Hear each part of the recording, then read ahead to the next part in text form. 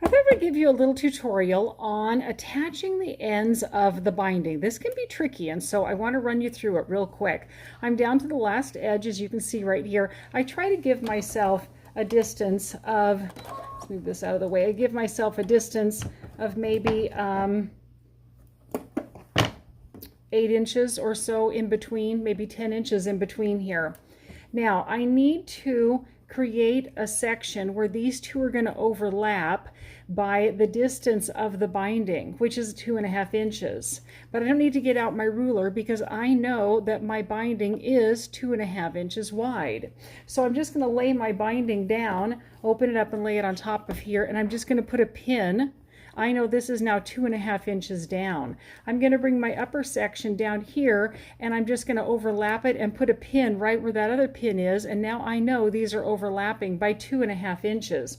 I'm going to take my scissors, and when I fold this in half directly on top of itself, I know that I now have a nice straight edge to be able to cut by, because both of these are lining straight up with each other. Geometric, letting me know that's going to be a straight edge. This is now overlapping by the exact 2.5 inches. Now, in order to be able to connect them, I don't have any play here. I don't have any room. I don't have any slack. So what I'm literally going to do is bring the back of my quilt down, and I'm just going to pin it out of the way or use a quilt clip and move that out of the way. Now I have plenty of space to be able to attach these together.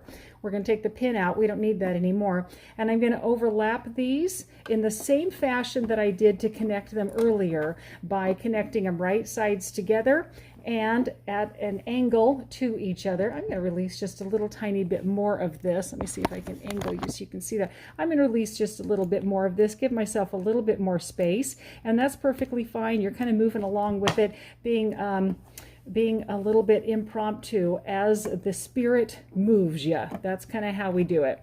Sometimes I pin this, sometimes I have enough slack that I don't need to worry about it. Today we're going to give it just a tad of a pin because I feel like I'm just a little tighter than sometimes, and that's going to help me to be able to lay that out. And this is going to go under here. I'm going to run that at the